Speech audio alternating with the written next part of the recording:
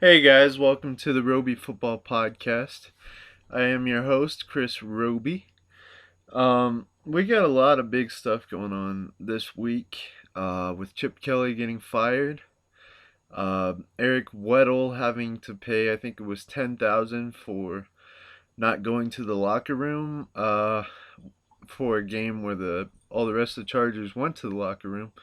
But Eric Weddle decided to stay out and watch his daughter perform for the halftime. So he's getting charged a bunch of money. Uh, so that's pretty crappy thing, I think. Um, yeah, and then we got obviously a bunch of wins, a bunch of losses from the other day. So we'll go through that, and then we also have the Broncos. Like recap of the game. You know, which I usually do. We call it Broncos segment. Um, but yeah, I mean, it's been a pretty big, it's been a pretty crazy week. There was a bunch of losses, a bunch of this and that. But before we get into that, I'm going to get into the fact that Chip Kelly was fired. Uh, I think that that's really an interesting thing to talk about and think about. Looking back at the Eagles. Now on Spreaker, I did a show, which was the same name as this, and I did talk about Chip Kelly quite a bit earlier on in the shows.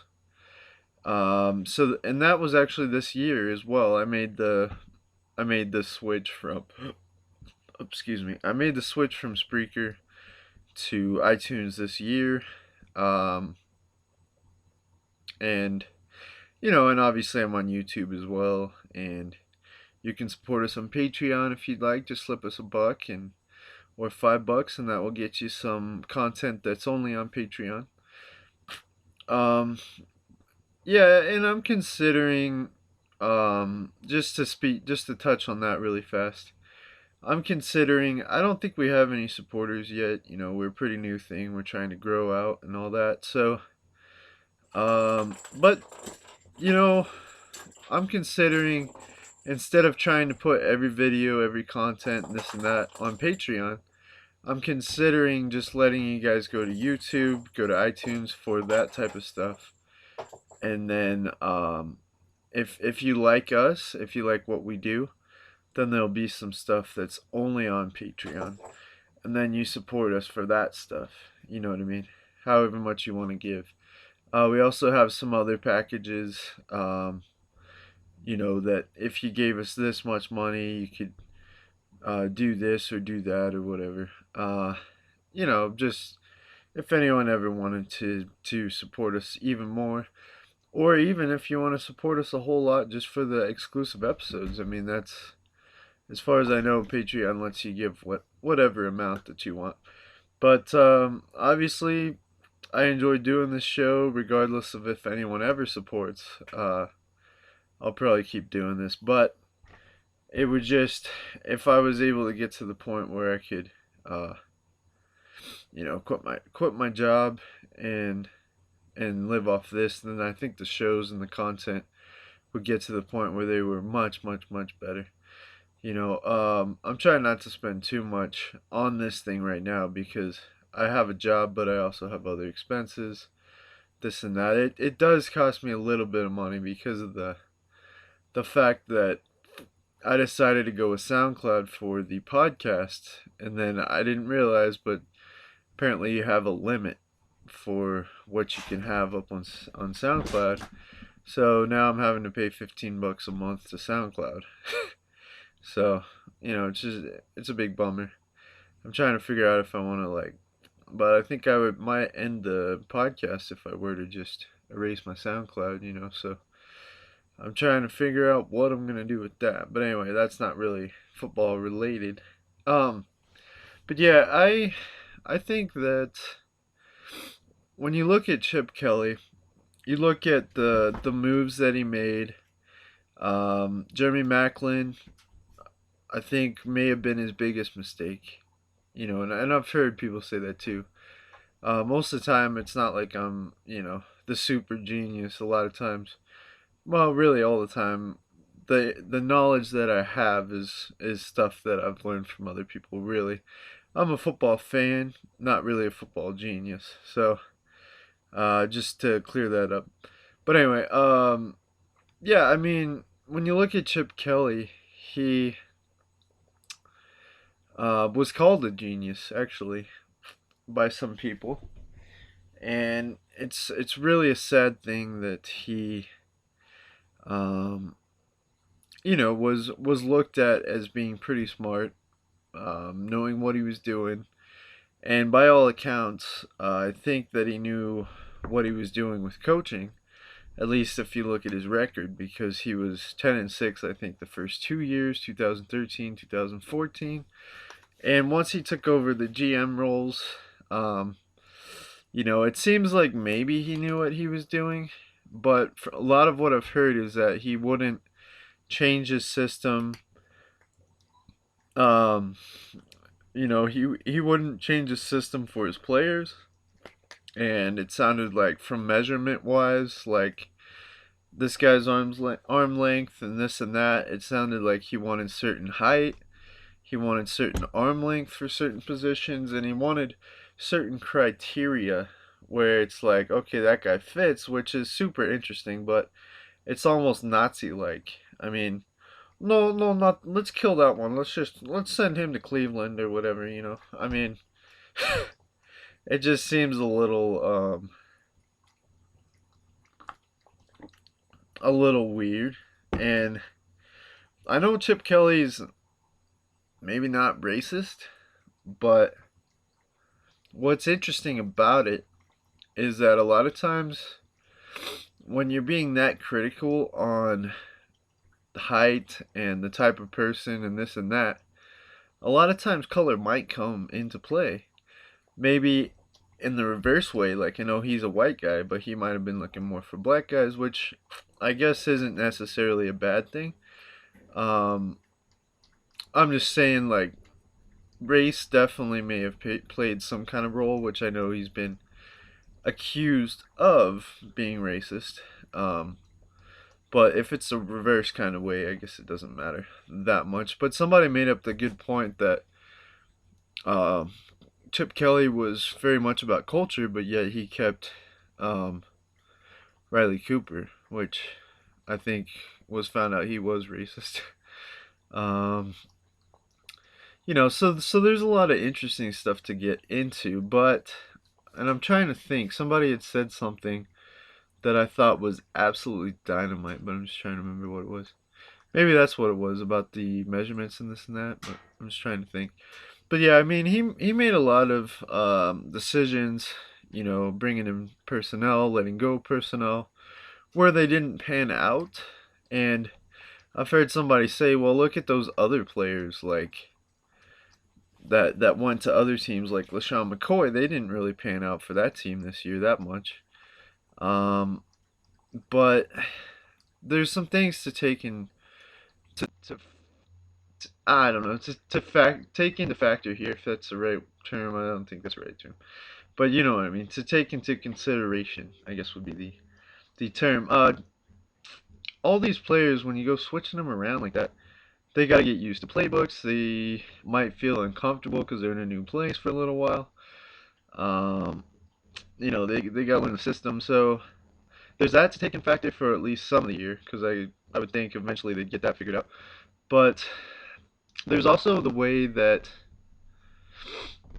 I don't know. I gotta think that your desire to be somewhere, like your love for it or whatever, and your familiarity might come into play. Like you're just used to doing it and this and that. So like with LaShawn McCoy and even with Jeremy Maclin at the time, um, it's just one of those things where you think they'd be better off where they want to be. Like LaShawn McCoy goes out there and he kisses he kisses the emblem for the Bills thing, and or not the Bills, the Eagles, when he's on the Bills and they go to play the Eagles, and says he loves the owner, says hi to him or whatever it is, and you can just tell his heart's with the Eagles, which already would make me think maybe he'd play a little better there. Maybe. I mean, um, so there's a lot of things to take into uh, consideration. Jeez, I keep. Oh my gosh, the second time. Anyway, but yeah, I mean, it's certainly a lot of different things that didn't pan out for Chip Kelly. Um, I think some people said that Sam Bradford didn't fit his system that well. I think I might have heard at one point. DeMarco Murray definitely didn't fit his system, which you pay him a bunch of money, and you're not going to change your system, so that's really dumb. Yeah, and I've just heard that it's bad. It's bad coaching if you're not going to adjust to your players. You're not going to adjust to the NFL. Because that's what good coaches do. They change things and they adjust. So that's what I've heard, and that makes a total lot of sense because Chip Kelly was very prideful. He believed in what he was doing, and to me, when you're so prideful like that, to me it seems like a lot of times you're not going to change history. Pride comes before the fall. And he just seemed like it was all about him. It seemed like he maybe traded these players because it was supposed to be all about him, and it's just really because Philadelphia and their teams and all that are in such a bad position, and they need a Super Bowl. I mean, what they've been, how many times? I think once, maybe twice, and they've lost. I don't think they've ever won one, and it's just maybe once. I don't know, but that city needs something. And I feel bad for them, and I understand if you're not cutting it, you're out. I think it may have been a little too soon. I think you give them another year for everyone to gel, maybe 2 years, 3 years, but you shouldn't have broke up the school band anyway. I mean, everything was working really pretty good. You had a lot of talent on that team. Things were working good before he went in and broke up a lot of things. Broke up the boy band. Uh, just kidding. But yeah, I mean, Chip is definitely gonna learn. I mean, there's been talk that maybe he'll go to Tennessee. He'll be back with his boy Marcus Mariota, and he actually did try to get Marcus Mariota, which I was confused at the time of the draft because I was like, wait, I thought Sam Bradford was your guy. I thought that's why he brought him in there, but um, it's just one of those things that you, I think you strive to be, um, I don't know, as a coach, he wanted to do some stuff good and might have made some good moves, but it seems like when you're GM, you don't. I don't know that it's necessarily good to have control over the roster and be a coach. I think maybe you should focus on coaching a little more. you know, um, so it didn't really work out too well. He says he wants to coach in the NFL still. Says he doesn't want to be a GM. There's a couple landing spots. 49ers maybe, Colts, and trying to think Titans. I think is one. Um, Trying to think of who else got canned already. The Dolphins. And there might be some others. Trying to think of who's been bad this year. I could possibly see the Lions coach getting fired, maybe because that was a pretty unimpressive year a lot of the time. Um, so we'll just have to wait and see. What happens, what transpires. But it's certainly concerning. Now let's get into the Eric Weddle thing. A guy wants to watch his daughter. I mean, okay, you could maybe have your wife cam record it, but wouldn't you rather be there for the moment? And then it's gonna be like that part in oh, what's that movie? It's gonna be like in Liar Liar where he's like, oh yeah, I'll be there. Oh, I can't be there. My bad. So you got to take the $10,000 fine. That happens in Liar Liar, right? I'm pretty sure. But yeah, I mean, give the guy a break for goodness sake. He didn't want to sign your contract in the off season. San Diego Chargers, maybe, but I mean, still give the guy a break, right? And from what I heard, they were losing pretty bad at that halftime when he didn't want to go in the locker room to make adjustments. So just give the guy a break. He's got to watch his kid. So I don't know. I mean, I know a job's a job, rules are rules, this and that, but don't charge him 10,000. That seems a little high. you know, Charging him like 3,000, 4,000, maybe. But even so, it's not a good look for San Diego because a lot of people are like, "Oh, come on, he's just trying to watch his kid. What are you guys, a bunch of kid Scrooges? Bunch of kid Grinches? Are you? Are you? Kid Scrooge?" That's probably what people are saying. So, yeah, bad luck for San Diego. I know the city wants them out of there probably. They didn't give them a lot of reasons to want them to stay after only winning what 4 games this year. So maybe they want them out there, and now they're a bunch of kid Scrooges. So, it's I don't know. They Scrooge against you hanging with your kids. That's basically what it is, or watching your kids in their recital or whatever. I don't even know what they were doing during. Oh, excuse me.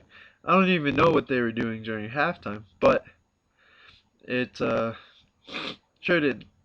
Oh, jeez. Got a bunch of like stuff I'm breathing in from this heater. But yeah, I mean it's just one of those things that um, they need to get that figured out for sure. All right, let me see if I can pull up some of these.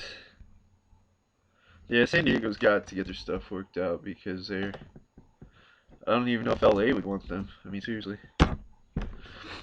But next season's a good season for them. Hopefully, I mean you're taking a chance on them though. I think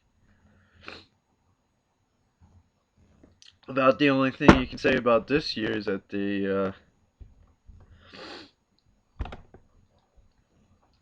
they actually had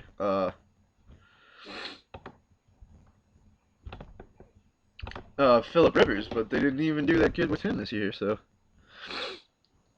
um, oh yeah, just really fast. So and I could probably do Bronco segment right after this as well. But apparently Brock Osweiler is going to get the start for the last game of the season for the Denver Broncos, and he is starting his what fifth game? I think it might be his fifth game. He's got a pretty good chunk of the season under his belt, huh? A couple losses. He's got more wins than losses at this point, but it sounds like Peyton Manning. Peyton Manning is actually better. So it sounds like he's actually going to be the backup of the Denver Broncos for the first time ever. He will be a backup quarterback. So it's certainly pretty weird, and it looks like from what I saw, it seems like Gary Kubiak said that, um, it seems like Kubiak saying that we're going with Brock and we're going with Brock in the postseason too. I think he said, but if something goes too bad with Brock, like playing wise or something, um, I don't think he'll get hurt. But I mean, playing wise, then we'll have to put Peyton in. So, of course, you don't always know if somebody's going to get hurt, but I think that Brock will probably be alright. Oh yeah, Steve Smith. You might know him. Used to be a Panther. Sadly, not on the years that they went 14-0, but he used to be a Panther, and he's also a Baltimore Raven. He's definitely a unique personality, though. I don't know if I care that much about him or for him. I mean, just because he's not my type of receiver. I think he's a little too aggressive, maybe, and stuff like that. Yeah, I just don't think he's the coolest guy ever. But you know, um, he's kind of anger issues, this and that, I guess, maybe. But anyway, so yeah, Steve Smith, he's going to be coming back in 2016, which is interesting because in the offseason, he was on Mike and Mike and said, no, there's no way I'm not coming back. No, I will not come. Or he said, there's no way that I'm coming back. And that's just silly, to have. I'm going to start calling him Brett Favre, I don't know. I kind of believed him a little bit, I guess. Or he seemed like a no nonsense guy, so I figured he knew kind of what he was talking about. But apparently, after getting injured, after having to leave the season early, and then having the worst season ever by the Ravens, pretty sure that's the worst season they've ever had. After all that, he decided, oh, you know what, I'm coming back. I think he tweeted it out or something. Okay, let's go through these games. I'm going to start on Saturday. The Redskins clinch the division with a 38-24 win over the Eagles. The Lions beat San Francisco, which Blaine Gabbert has really dropped off, I think. Because for a while there, it seemed like they were winning. Seemed like he was doing some stuff. But the Lions actually beat the San Francisco 49ers. I didn't call them the Chargers, did I? Hope not. The 49ers. And it's 32 to 17. This was interesting. Baltimore actually pulled out a victory with Ryan Mallett, who I think a couple games ago I couldn't think of his name, and I said that Ryan Mallett didn't have a team. That's not true. He does. The Baltimore Ravens, the most quarterback needy squad in the league, I'm pretty sure. He, speaking of which, Josh Freeman just got signed. Who was that? Who was that by? I'm trying to remember. Oh, jeez, not sure. But yeah, Baltimore is 20, Steelers are 17, so that was a big win. The um, the Bills got a win 16 to 6 against the Cowboys. Surprise, surprise, or not. But that's still not a very high margin for the Bills, so you'd think we could walk away with that easily. The Bears played the Bucks and won 26 to 21. The Panthers are not undefeated anymore, which is super sad. Um, they lose 13 to 20 against the Atlanta Falcons. The Colts get a win 18 to 12 against the Miami Dolphins. And the New England Patriots, off of a controversy from the coach Belichick, actually lost to the Jets 20 to 26 in overtime. Now, what's interesting about that is that when they went into overtime, Bill Belichick decided to not receive the ball to try to get a touchdown, but to actually kick it off, and the Jets won.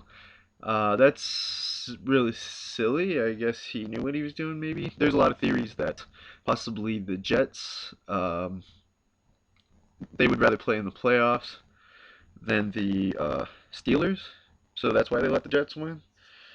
That's a theory. I don't know that I buy that, but anyway. No, the Texans won 34 to 6 against the Titans, which is pretty surprising. I think I actually picked the Texans, and you know what's interesting too? I picked the Jets. I'm pretty sure if you go back to last week's show, I'm pretty sure I picked the Jets to beat the Patriots. That was my underdog of the week. Totally wasn't sure it would happen, but it did.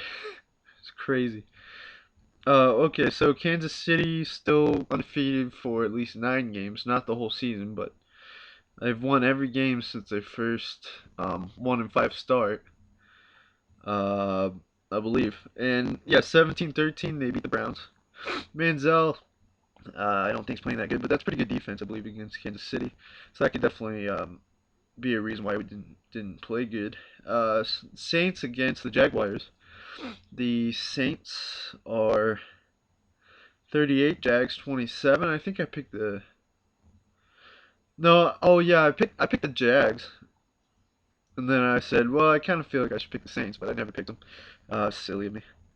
Okay, so the Cardinals were 38. Green Bay was 8 points, which is nuts. Because, excuse me, geez, why do I always have to burp on the show? Um, oh, geez. What is it that is making Green Bay this bad? Because Aaron Rodgers used to be like super good, and they've just had a really bad year. I mean, okay, Jordy Nelson is not playing right now, but that shouldn't make you like that bad. You know what I mean? So Aaron Rodgers has got to figure it out.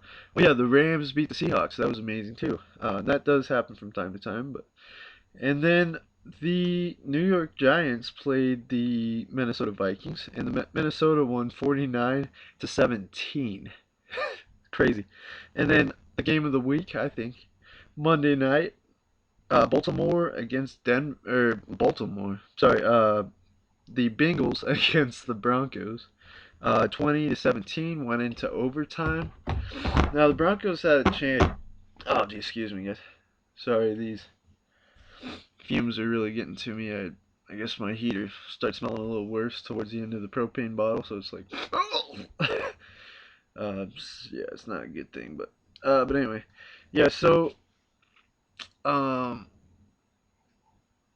yeah, I mean, you look at AJ McCarron, quarterback of the Bengals, right now because Andy Dalton is still out, and yeah, I mean, he played really really good in the first half. The Broncos didn't. We went into overtime down by 11 points, but and AJ McCarron was literally playing like maybe at a Tom Brady level or something. He was playing pretty good, like really good, and it looked like we were in trouble. But because especially because the Broncos hadn't played good in like 3 second halves, in like 3 weeks, and we just came out there, we caught up. We were gonna make the field goal to win the game. Our kicker had the worst kick in the history of the NFL. I mean, hopefully McManus is working on that. Uh, but yeah, basically Brock made the right moves. We had some amazing, I mean amazing, like Pro Bowl worthy catches from Demarius Thomas finally. And I don't know where Vernon Davis was. I think he was injured possibly. But Owen Daniels, man, that guy can do some stuff too. He was doing crazy stuff out there. But yeah, we went in overtime. Brock led us down there. We got the field goal, and then when the Bengals had it, they were trying to drive down to get a touchdown or a field goal or something, and um, there was a big old sack. Then after that, I think there was a fumble, and AJ McCarron fumbled it out. Denver got it, and Broncos won the game. So it was really an amazing game. Best Broncos game I've ever seen, maybe, because of the fact it was so close. It was so exciting. It was so awesome, and we got the win. Which always makes it the game that you want to see. So yeah, I mean, I just left there being like, oh my god, oh that's awesome, and you're just so happy once you find out you actually won, because there was a lot of times there to be like, well, what if the Bengals go down and get a touchdown? You're really concerned. Why couldn't we just ice that kick? Where McManus totally missed it. We're really far to the left. I mean, it wasn't. You couldn't really miss worse than that, I don't think. I mean, okay, maybe you could, but you'd have to be like an everyday Joe. I mean, that's the worst kicker I've seen, or that's the worst kick I've seen a kicker do. It's really bad. But and I'm sure it's happened before, but it better not happen again with us. So that's all I gotta say. Or else, this guy might be looking for a different job if he misses another major play. Because the Broncos are still fighting. I mean, we may not. If we lost both games, I think we may not have even went to the playoffs. Maybe. And with Kansas City winning a lot, it's certainly possible for um, for them to take the division from us. Even now, I think it might be. You know, I think did we? I'm trying to remember. I think we lost to them once, so I'm not sure how they'd break that tie because I think we might have beat them once too. Um, but it's getting concerning for sure. Um, you know, there's there's a chance that the Steelers, and maybe they're out of it already, but I think they might not be. But there's a chance the Steelers may not go to the playoffs. There's one team that needs um, about 10 things to happen. I think is it the Dolphins? No, I think they're completely out. But there's one team that needs like 10 things to happen for them to even make it to the playoffs. Like this team has to lose, this team has to win, that team has to win, this team has to lose. Different crap like that. They need like 10 things that go their way um, for them to make the playoffs. um, and it's just nuts. And I don't think all 10 things are going to happen. Like, I think if I'm that team, I'm already looking towards next year. you know, um, and last week was the first week that the Patriots lost, the Seahawks lost, um, the Packers lost. Last week was the main week where major quarterbacks lost, and some other quarterbacks like Ryan Mallett and even Alex Smith, I guess, kind of. Not that he's the worst ever, but he's not Tom Brady. Different quarterbacks like that. Brock Osweiler, were ones that won the game for their teams, while other major quarterbacks lost, and that was the first time I think maybe in NFL history or something where it was like so lopsided for like your main quarterbacks losing and then your not as good ones winning or something. Don't quote me on all that, but it was definitely one of those weeks so where it was like, what the heck, So, um, but yeah, it's certainly interesting seeing what's going on.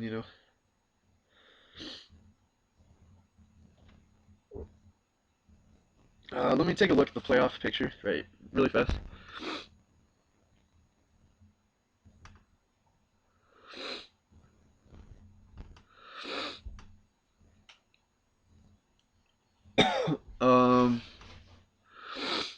So if the Patriots lose and the Broncos win, then we'll have that top spot. Um, if we lose and the Bengals win and the Patriots lose, they'll have the top spot in the AFC.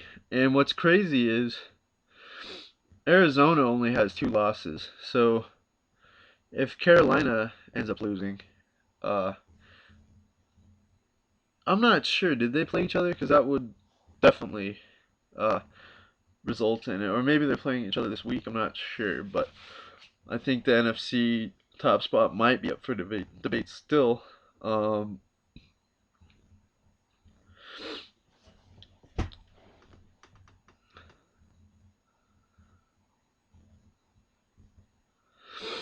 yeah, so it looks like in the wild card round, Seattle against Green Bay right now. AFC wild card round, New York against Cincinnati, and then Kansas City against Houston, and Minnesota against Washington. And then in the hunt is Pittsburgh and Indianapolis. I think it might be Indianapolis that needs 10 things to happen. So, but anyway, guys, I was gonna try to do the picks really fast, but I think I gotta go. Let me see schedules. Okay.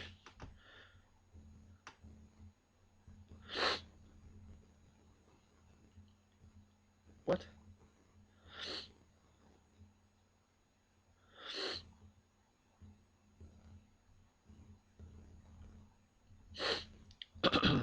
Okay, here's my picks. Uh, Jets against Bills. I'm gonna take the Jets. Um, Patriots against Dolphins. I'm gonna take the Patriots. Saints against Falcons. I'll take the Saints. Lions against Bears. I'll take the Lions. Eagles at New York. I'll take New York. Redskins against Cowboys. I'll take Redskins. Titans at Colts. I'll take the Colts. Falcons against the Bengals. I'll take the Bengals. Steelers against the Browns. I'll take the Steelers. Jags against Texans. I'll try the Texans. Oakland against Kansas City. I'll take Kansas. No, I'll take Oakland. That's my underdog of the week. Chargers against Broncos. I'm taking Broncos. Bucks against the Panthers. I'll take the Panthers. Seahawks at Arizona. I'll take the Cardinals. And then St. Louis against San Francisco. I will take San Francisco. And Green Bay at Minnesota. I'm taking Minnesota. That's my lock of the week. And they will win that division, I believe, if they win this game. So, yeah, have a good day, guys. If you'd like to be on a show, go ahead and tweet me at Hobby Collision. Let me know what show you'd like to be on and that you'd like to be on one, and we'll do what we can. So this has been the Roby Football Podcast, and you guys have a good day.